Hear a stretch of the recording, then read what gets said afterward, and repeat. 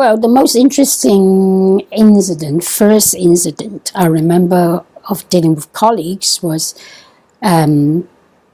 before teaching actually started, before school actually started, there were staff meetings.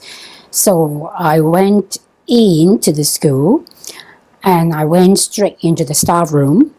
And then one of the colleagues then said to me, students are not allowed to come into the staff room. And I stood there and I didn't know what to say. I was pretty timid, especially it was a pretty experienced colleague who said that to me. But luckily, soon somebody came to my rescue because the person who was sitting in the panel interviewing me came to my rescue and said that, oh, she's not a student, she's a new colleague. And so we shook hands. I think I was quite lucky that in the first school I was in, the colleagues were, as I said before, pretty collegial and friendly. I didn't feel that it's a very professional environment, to be frank, in that we never talked about, the only thing we talk about students would be, who's naughty and who's not good. And to me, I expected more. I thought we should be talking about how to help students rather than, complaining about students. But what could I say as a new member there?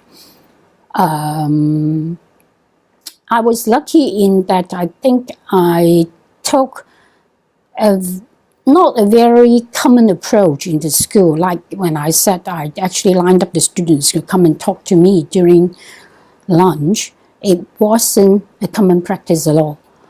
But that school was made up of a lot of young teachers, fresh graduates. So everybody was sort of friendly with students, so that's fine. But after I worked in that school for 3 years, then I quit and managed to get into a government school. And the only reason why I quit was I was pretty happy in the school teaching and with the colleagues.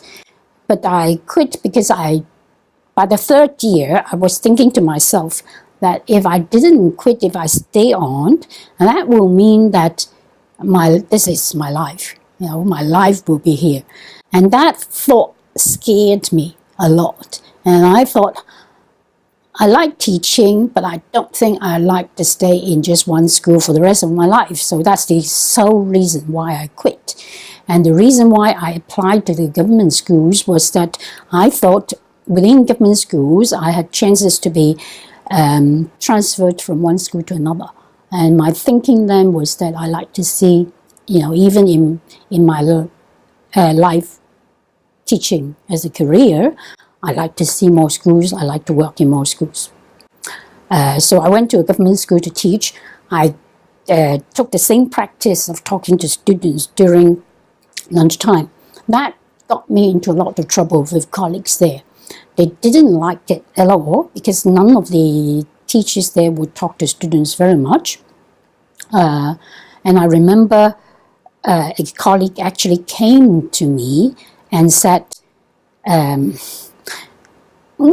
a sort of friendly warning way. And she said, Stella, I'd like to just say something, that it may not be worth it to give up your relationship with colleagues for building a good relationship with students. And I was very surprised with that comment because I thought we were in school to, the reason why teachers are in school is to help students. So what's the problem with talking to students? And why is that, in conflict with colleagues at all? I just couldn't understand it. But my students then told me that they knew more than me, they heard more than me. They told me that actually some teachers were gossiping that I was trying to find out what other teachers were doing with the students. by talking to them. That's why they didn't like it. And then, well, I said to myself, fine, whatever you think, I'm just going to do what I think is good for students. So I have always taken the approach that I